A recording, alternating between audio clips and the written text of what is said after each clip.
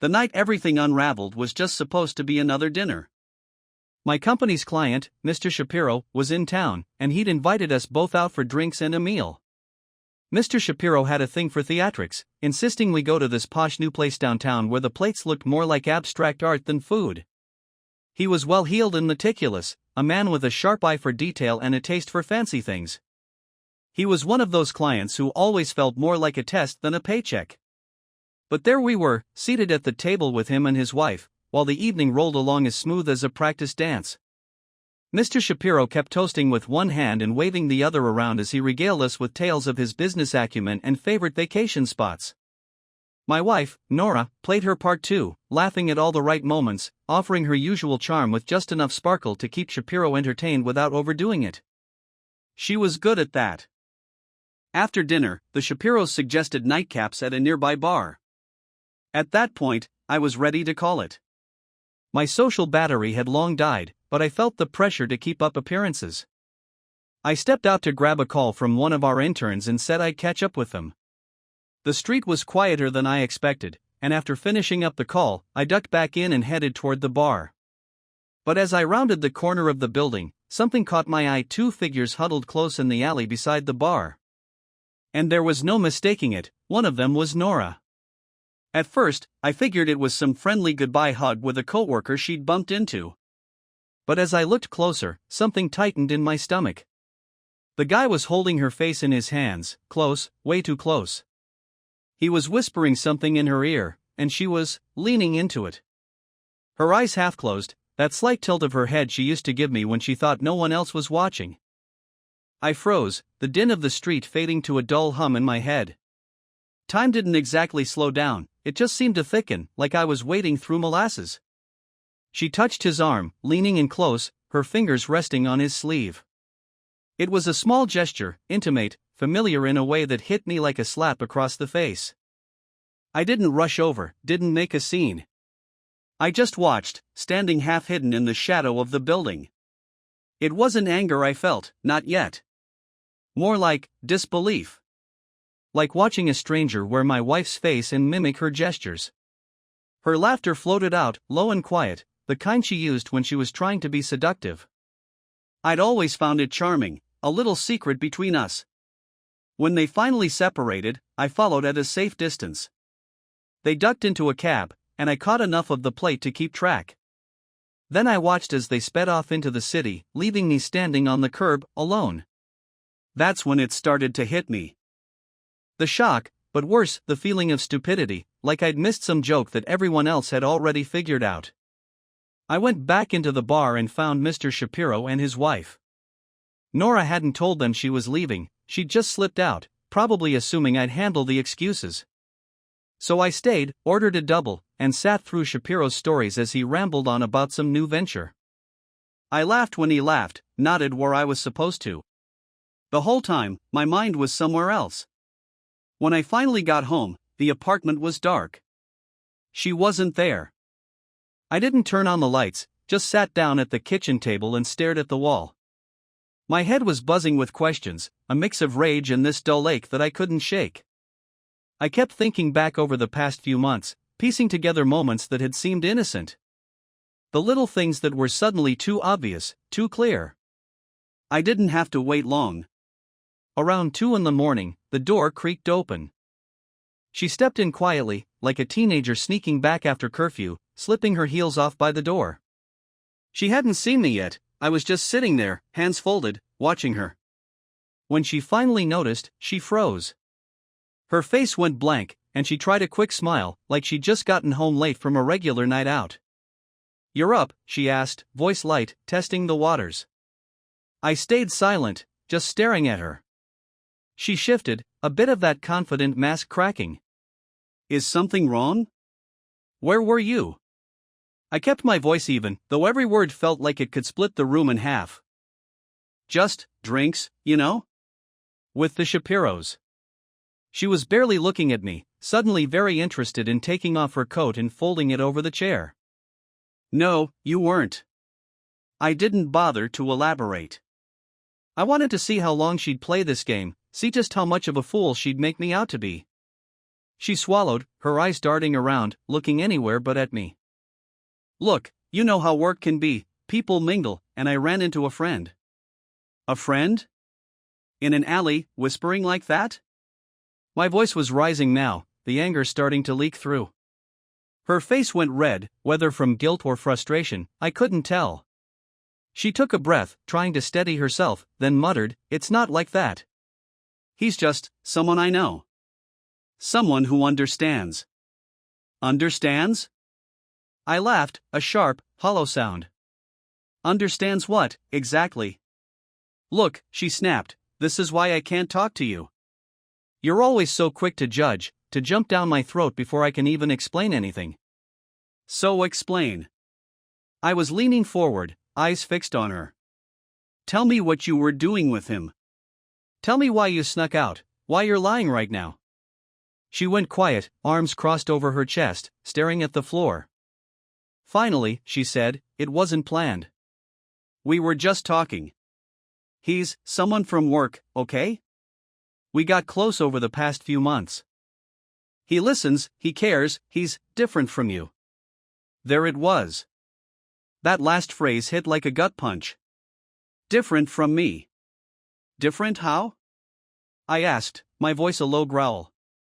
She shifted, hesitating before muttering, "He doesn't just brush me off. He's interested. In me, in my life, my thoughts.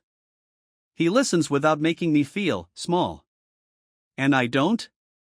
I asked, barely holding back the edge in my tone. You've been distant, she fired back. Always too tired, too distracted to care. Maybe if you'd noticed, this wouldn't have happened. I couldn't believe it. She was blaming me for her choices. I didn't sleep that night. After she'd shut herself in the bedroom, leaving me alone in the dark, every nerve in my body was on fire. Her excuses, the way she turned it back on me, it twisted inside like some poison I couldn't shake off. Around dawn, an idea hit me. I wasn't going to let her just slink around, pretending everything was fine, waiting for me to either forgive her or break down begging. No, she was going to feel every ounce of the betrayal she'd handed me. By 9, I was at our bank. I emptied our joint savings into an account under my name. I cleared out the emergency fund, the rainy day stash, everything we'd worked for together. This was the money we'd planned to use for a future she'd already decided to cut me out of, so why should she get a penny of it? After that, I made my way to her office. I went straight up, not bothering with an appointment. Her boss, a stickler for details and reputation, was one of those types who expected family values from everyone under him. I didn't mince words. I told him exactly who she'd been sneaking around with, the someone from work, and made it clear he should expect the kind of scandal that made clients walk. It wasn't long before she called, her voice strained, barely contained anger mixed with panic. "What the hell are you doing?" I let her talk, let her accusations roll off me like nothing. When she finally quieted down, I just said, "You made your bed. Now sleep in it." And I hung up, feeling a rare calm. Next came the apartment. I packed up everything of hers, her clothes, her shoes, her books. Her sentimental junk that she'd always kept around for show. All of it went into trash bags. I dumped them outside the apartment door with a note, "Collect your things and leave." By the time she got home, I'd changed the locks. I was inside, waiting, when she knocked, her voice panicked and sharp. "Let me in. Are you insane?" I took my time, let her knock and shout, before finally cracking the door just enough to look at her. "You lost your place here," I told her. She stared at me, wide-eyed, her mouth open as if she was going to say something, but no words came out. It was the first time I'd ever seen her speechless, and it was a relief, finally having control of the silence. I closed the door and locked it, hearing her sink down outside, her voice quieter now, pleading, trying to explain. But her words barely reached me through the door. She texted me relentlessly after that night. Apologies, explanations, even threats mixed in, as if she couldn't decide whether to play the victim or the accuser. I ignored them all. For the first few days, I felt a grim satisfaction, like I'd finally taken back control.